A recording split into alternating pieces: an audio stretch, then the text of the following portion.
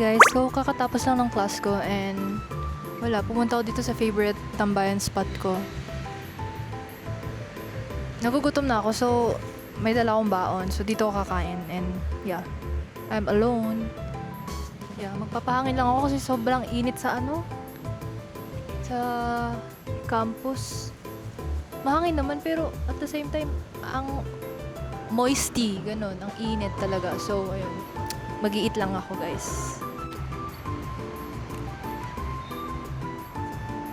Uwi na ako kasi it's 5 o'clock, so rush hour na and ayokong malate umuwi and gusto ko na magpahinga. So, bye!